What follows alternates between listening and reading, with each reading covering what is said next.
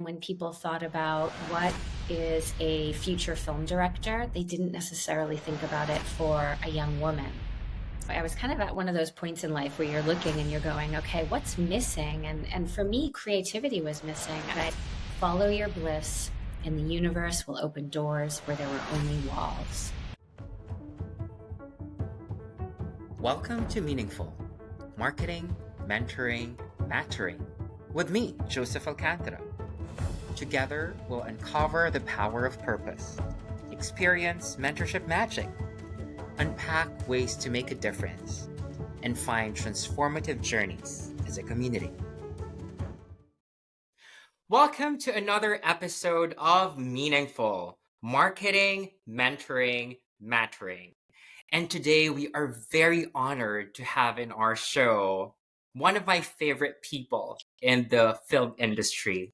She's a filmmaker, a digital video director, and the founder of the award-winning production company Long Haul Films and the creative studio Be Here Now.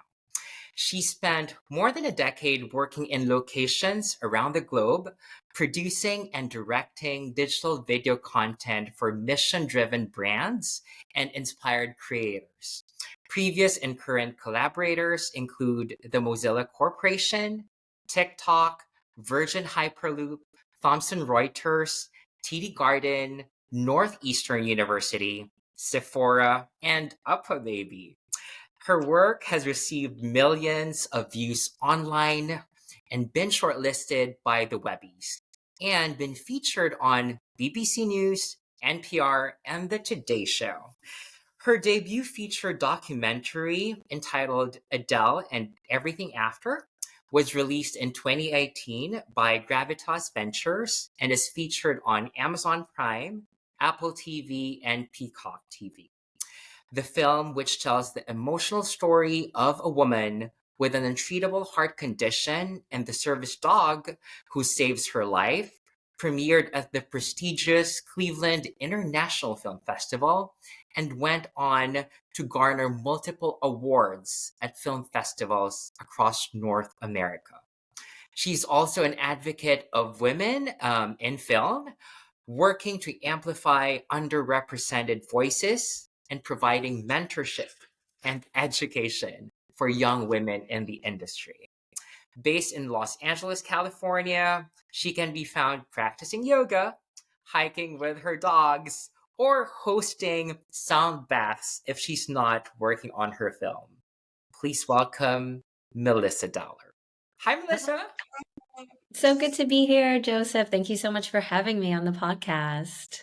Well, thank you so much for saying yes. And again, it is my honor and pleasure to be your host today, knowing that you're one of my favorite directors, to be very honest, because you're very calm, you're very collaborative, and you're very creative.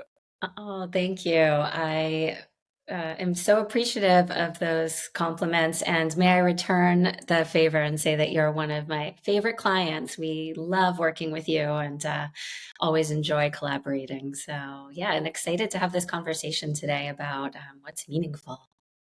Sounds good. So, let's proceed with the first question. I ask all my guests the same first question, and it is, what's your meaningful life story? From your background to your childhood to where you are today.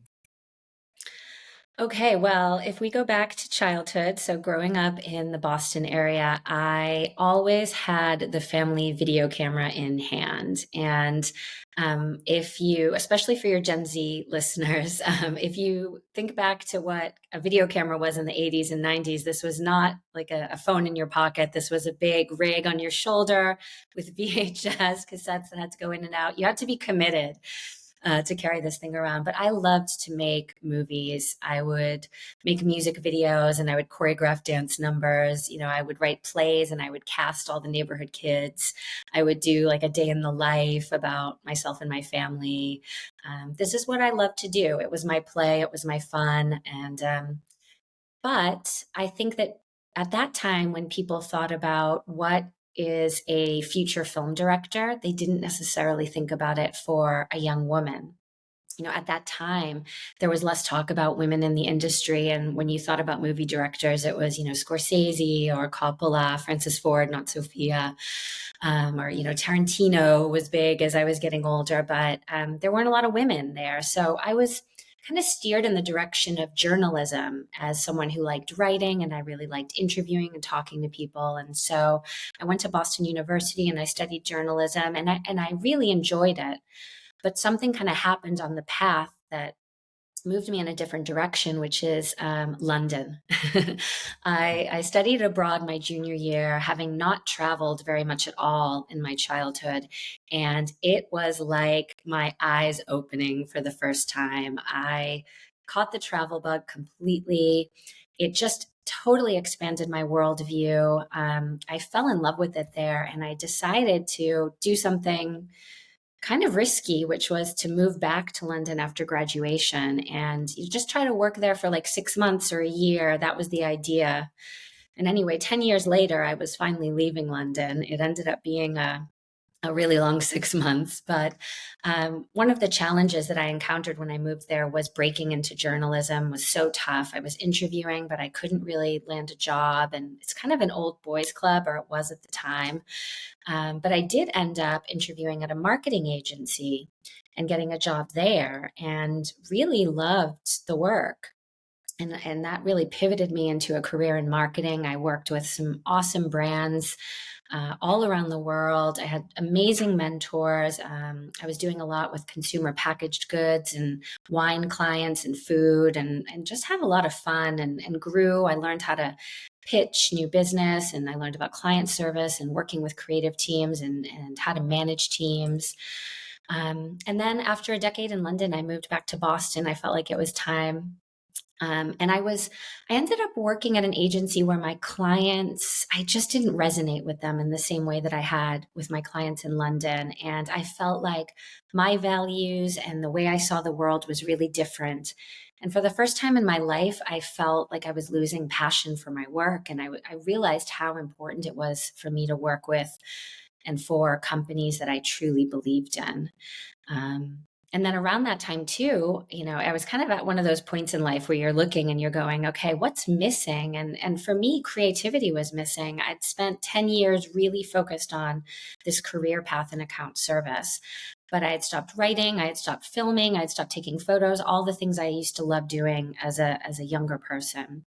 Um, so I ended up finding this book called The Artist's Way by Julia Cameron, which I would recommend to anyone who wants to do anything remotely creative or just figure out what's my path in life. This is a really famous book, and I think it's 10 weeks.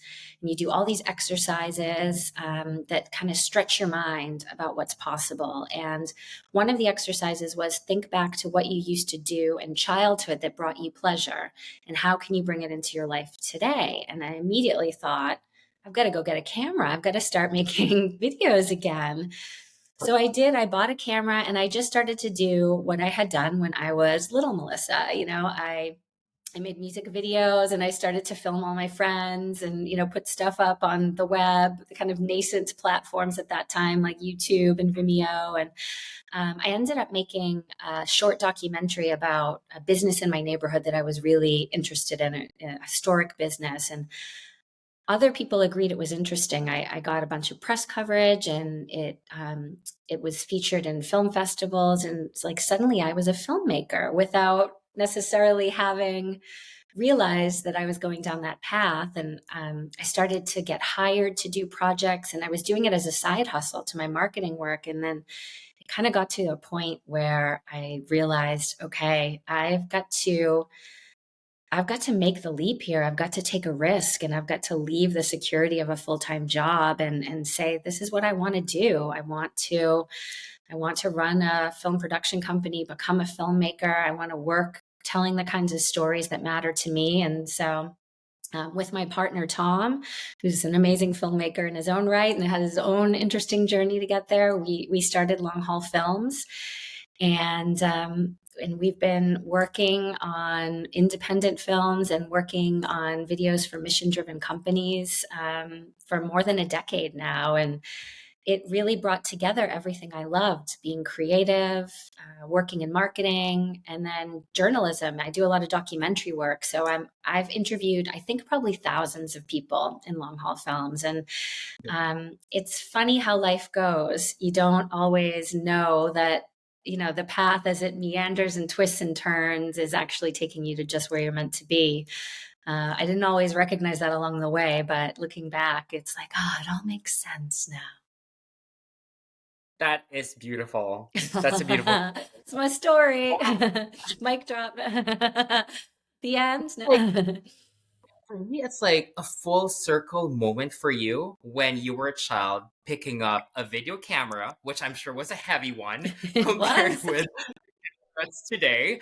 But yeah, like going back to that full circle moment is very insightful and very meaningful as well, which I think on your story, it's not one straight line, but to put words into your mouth or probably to put interpretation on your story, all those stories about you getting into university, getting into journalism, getting into marketing, getting into advertising, or in London, I know it's not an easy road, but eventually it kind of led you back to the path that you truly love. So, how did you navigate through that very convoluted or confusing or challenging process? What was your process like? Yeah, it can be so hard when you're trying to figure out how am I going to live a meaningful life? And especially because we here, growing up, going to school, parents, our community, we hear a lot about what other people think we should do and be or not be. You'll never make it if you do that. How will you earn money if you do that?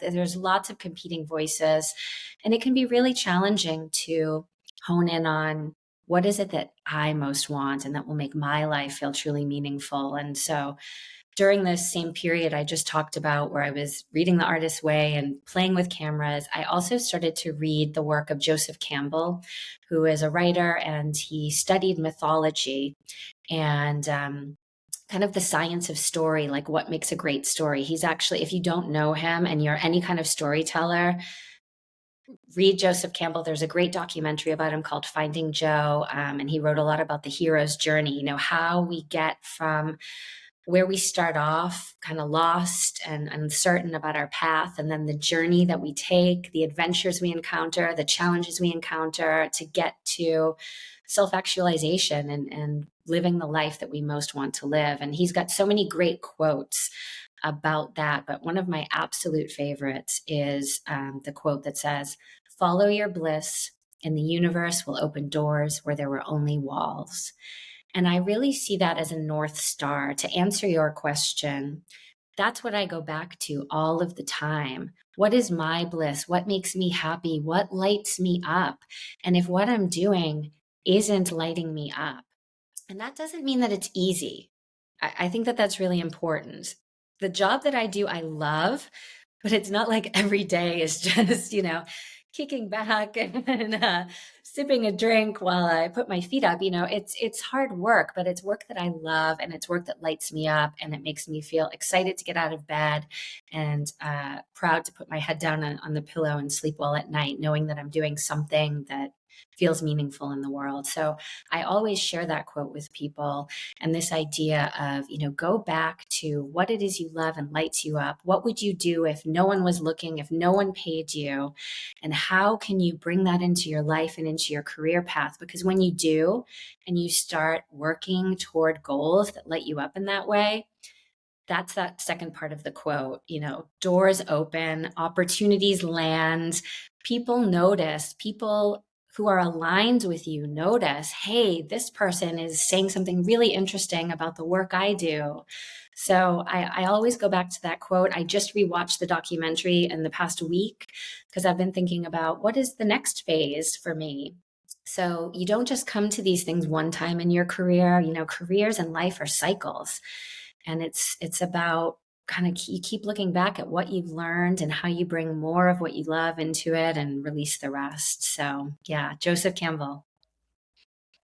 Oh, thank you for sharing that, Melissa. I'll definitely look it up, read the book, and also check out the documentary because I haven't read the book, I haven't seen the documentary, which I think will be super helpful. Hearing it, it's kind of like my version of one of my favorite books is The Alchemist.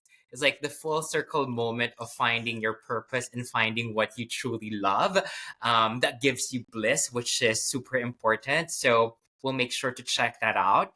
But the other thing that is a great key takeaway for me is that the journey that you've had was not easy. It took a bit of time for you to find that path that led you to this blissful passion that you now have.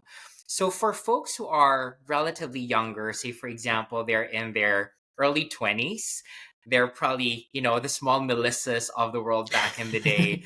Um, Probably still figuring things out, especially in the creative industry, which I know, seeing it back in the day and where it is now, it is tough. It is a tough industry. What would be your suggestions or tips or watch outs to share for this young folks who would want to be part of the creative and film industry? Well, I agree with you. It can be a tough and challenging industry without a doubt. But I also do think back to when I was starting my career. It was in the late 90s and early 2000s, and just that the way technology has expanded and exploded. There wasn't social media. A lot of companies didn't have websites. We didn't have the democratization of technology that we have now. I won't name the number of years later, but quite a few. And so, what I would say is that every one of us now has such powerful tools at our fingertips to be able to create work. And that's whatever our work is. We can, pick up a camera, we can pick up our phone, we can write something and we can post it on one of the blogging platforms. There are so few barriers to actually being able to start expressing yourself in whatever way is meaningful to you. And so I always tell young people, and what if I could go back and tell myself, young Melissa, don't wait to be picked. You don't have to Mm, sit there and say and hope someone chooses you. Start to create what is meaningful to you. Start it today. And not only will that help to connect you to other people, whether that's collaborators, whether that's clients, new opportunities who also want to create in that sphere. The other thing about creativity is that it's a lifelong practice. And when you start, there's a really big gap between your vision and what you love creatively and what you're actually capable of. This is something that Ira Glass from This American Life talks about. He's got a great quote about the gap. And it's a place where many people give up because you think, wow, I want to mm. make this great work, but everything I create isn't quite there yet. And the sooner you start that journey of creating and iterating and putting things out and getting feedback and then doing the next project and making it a little bit better, you start to close that gap and you start to become the creative person and you start to set yourself apart from the competition by learning through doing. And creativity, we many of us go to school and we study it, but there's no substitute for just getting out there and actually doing it. And it feels risky and it feels scary, as all the best things in life do. So yeah, I encourage you to take that leap and start making whatever your art is. That is beautiful. And I really appreciate you saying the reality that thank you to today's technology, to today's social media, to today's, democratization of all the resources that we all have, that we can just simply pick things up and do everything that we would want to do. But the flip side to it as well, especially for folks who are more seasoned or who have been formally trained like yourself, years of training in school and in different parts of the world to learn the craft. What I kind of noticed personally in today's generation is that the more junior folks, while they're very bold, very aggressive, will do everything in a heartbeat, um, would sometimes probably neglect the importance of listening to the wisdom of seasoned and experienced professionals that they can lean into as a mentor. What's your take on mentorship? What's your take on finding someone who will guide you through the process? And what would be the key learning moments from all those seasoned and experienced professionals that they can, gravitate towards and get learnings from? Well, I am such a big fan of mentorship, and it's important to me both to mentor others and give back, and also to receive mentorship. And I know this from my own experience being a young woman who might have got into the film industry earlier if I had a role model, if I could see someone who looked like me.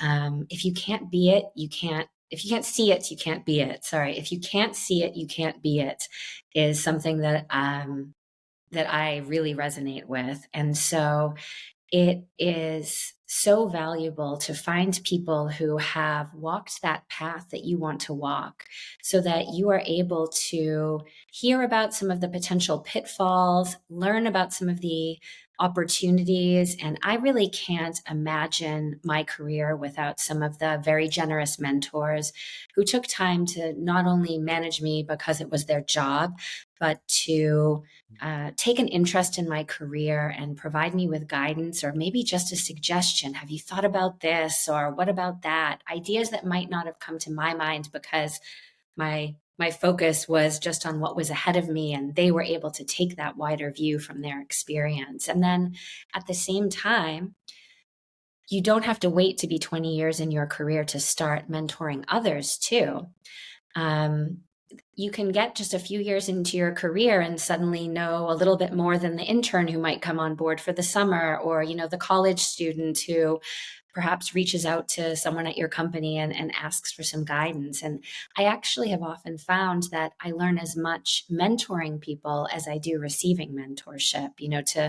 To take a moment and pause, even answering these questions, to be able to take some time to reflect.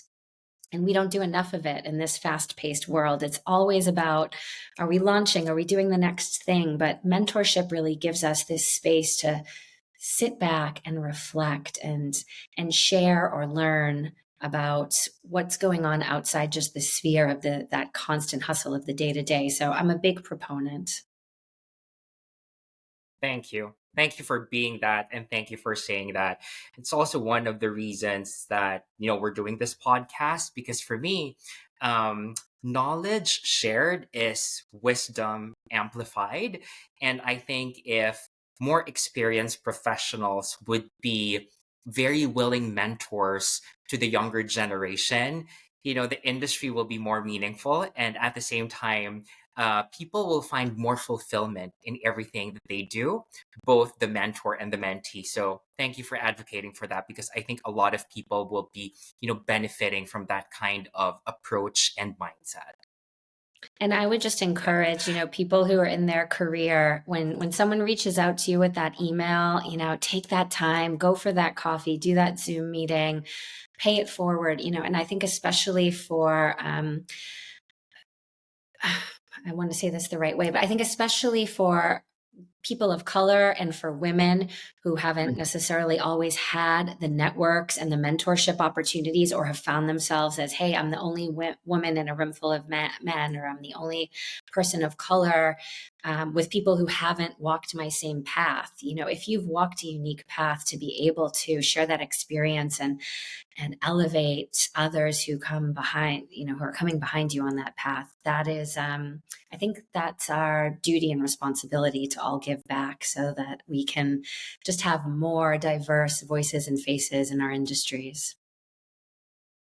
Thank you for bringing that up, because, like, for example, you being a woman in a very male dominated industry, and for me, for example, an immigrant, a person of color, part of the LGBTQ plus community, being a minority in big fields is really very challenging.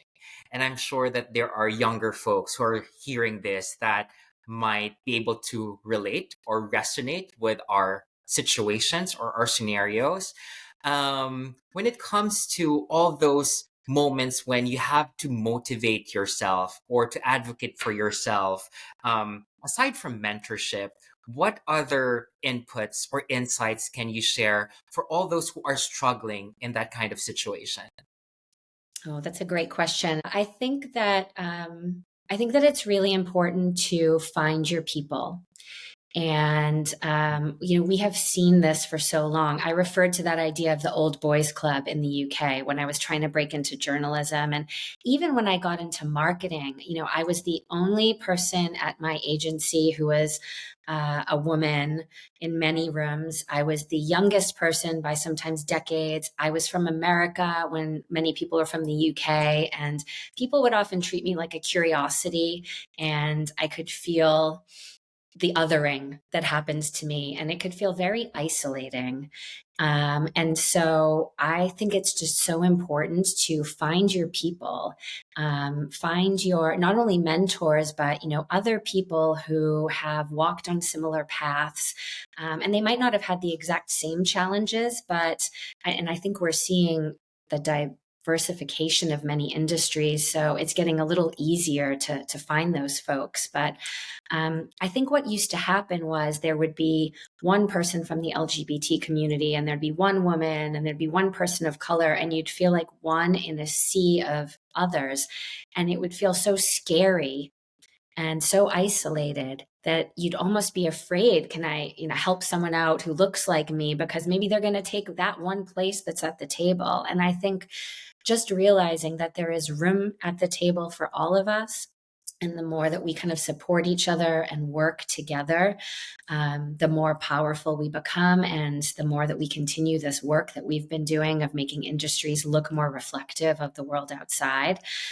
So yeah, just find your people and help uplift each other. Look at each other's work, give each other feedback, help out on each other's projects. I can't tell you how many folks I've loaned cameras to or have worked for free on my projects, and then we hire each other and help each other out. We all become part of each other's networks. So yeah, that would be my advice. I think that's a great message. Now let's talk about marketing, Melissa, as a third pillar to our topic, because you're the perfect person to answer this, because you're a film director, you're an entrepreneur because you own your own company, and then at the same time, you're a salesperson because you would have to pitch your services to various clients. So my question there is like, how do you juggle and work and wear all these different hats? And what's your marketing, what's your marketing style when you're wearing all these hats? Yes, well, it's, in terms of marketing, I really think about when a company comes to me, and they want to create a video. They're not coming to my company because they want to just do like a 30-second spot that says, here's my product. It's this price, buy it. They come to me because they want to create a video that is more about who they are, what they believe in, the mission, their story. And I apply the same approach when I'm thinking about how I market myself and my own business. I talked a lot about wanting to work with people and companies that were in alignment, that shared my taste, that shared my vision, that shared my values.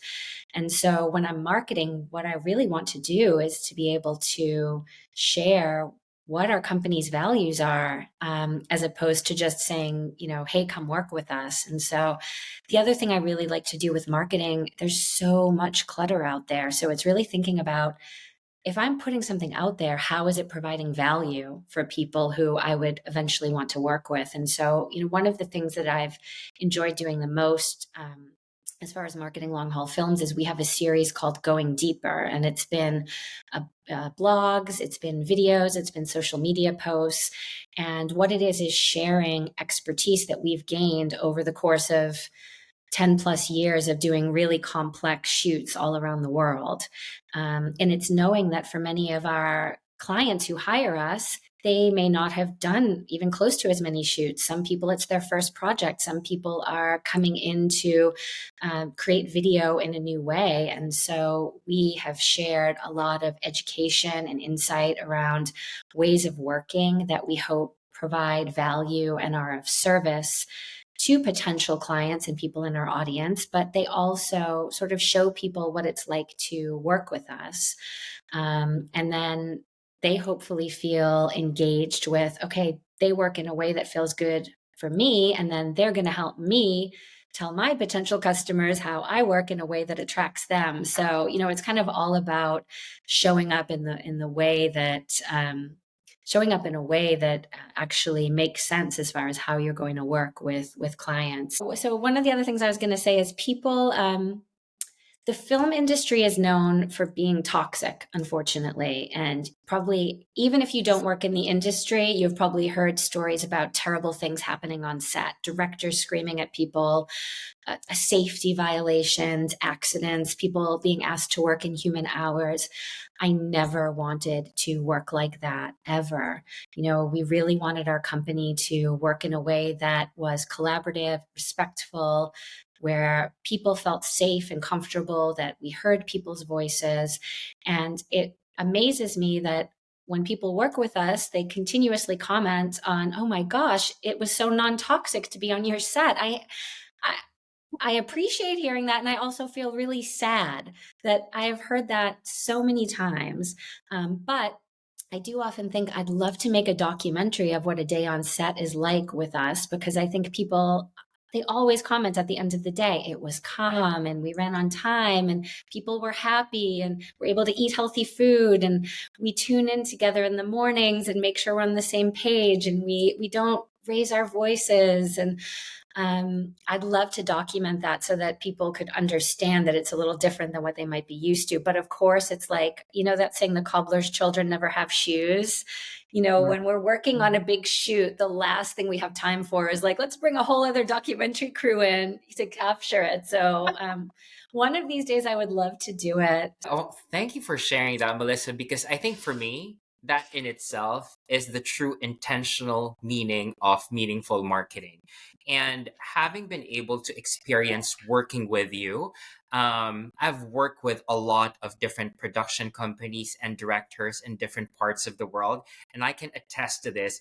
It is my first time to be working with the actual director, gathering everyone before the grind and keeps everyone focused, at peace, calm, centered, allowing us and inviting us to breathe in and breathe out, and never raised her voice on set. It was like completely the breath of fresh air for me. I was like, is this like real? Is this really happening? Which, to your point, is sometimes sad because I am used to working with the norm where if you're in a production set, especially when it comes to film production for your campaign, there's a big separation between an agency, the production, and the clients. And I'll be embarrassed to even ask the AD to ask the director certain things because the whole crew will just be, either toxic or they don't appreciate it. They don't want to be collaborative. But working with long haul films here in the US is like a complete, breath of fresh air for me. So everything that you've heard about Melissa being intentional about her marketing is honestly so true. She's not making it up just for this podcast. I've personally experienced that. And again, like kidding aside, I think these are the kinds of well differentiated things in marketing that people should understand and embrace, because it's not about just generating profits, generating sales, having a lot of clients, and having a lot of great award winning work, but what goes into the work and what the principles around the work is also very important. So thanks for doing that and for making me experience that, Melissa. Oh, I'm so glad to hear that you've had that experience and that you appreciate that. And yes, I just really believe that the product needs it to be reflected in the process.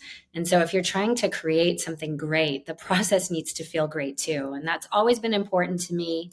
That's not to say film sets can be very stressful. I get why people yell sometimes. There are definitely moments on film sets where I can feel that, rising, where we're running out of time and the sun is setting. And, we work often with very young talent who might need to have a temper tantrum, might need to have a feeding. We only have so many hours with them. And that can feel very life or death in the moment when you've got a big crew and big budgets. But nothing ever got better by shouting about it in my experience. And I've found so many times in those moments when you feel the energy amplifying, if just one person can just bring it down to calm, it just brings the rest of the group there. If you can find that moment to take a breath, you can all get realigned. So yeah, that's where all the yoga that you mentioned in my bio that I do. We bring the yoga off the mat into it. We remember to breathe and remember that this is supposed to be fun and enjoyable, and we just kind of carry that forward. So yeah, so to the young folks out there who are listening, who are aspiring film directors, please take that serious advice. And I'll be honest, you'll have, lasting sets of clients who will line up for projects back to back with you because of that major point of difference. Aside from the competencies and the actual output, quality output is the full experience. That's really very important. Last question, Melissa. I ask all my guests this simple question: what does a meaningful life mean to you holistically? It's a big question. Yeah, a meaningful life to me means doing work that I believe in and that feels in integrity with people who I respect and admire and who return that respect to me. Making creative products that will inspire people or engage them or educate them, and that hopefully just make the world feel like a little bit of a better place. That is what's meaningful to me. And I actually pinch myself every day that is truly my job to do. So I feel very lucky, and I certainly hope that for all of your listeners and the people who are watching and listening to this podcast, that to be able to find something that you can do every day, that you get paid to do, that gives your life that kind of meaning. That is, and take away any awards, take away any likes, take away all of it. Their external things are important, and of course, I love to win stuff and I love to have my work recognized. But if you can show up every day and love what you do, all that other stuff will come. But that's really where success lies. Thank you so much, Melissa. That's beautiful. And I wish you more blessings, more love, more Thank you. success, because you Thank you. totally deserve it. So giving you this, opportunity to invite all our listeners or everyone who are watching this to, follow your work, or where can they find you, or what are your socials? Please feel free to plug. Well, thank you for doing this podcast, inviting me on it. I love the good energy that you always spread into the world with your work, Joseph. And yes, to find me, I am on Instagram, and most of the usual places at Melissa Dowler, and also my company is at Long Haul Films. And I always love to talk to other people who are looking to lead a more meaningful life. So yeah, feel free to reach out. I respond to messages, I take coffee dates, and always looking to connect with more people who are living meaningful lives out there. Thank you so much, Melissa. And thanks to everyone for listening. Till the next episode of Meaningful.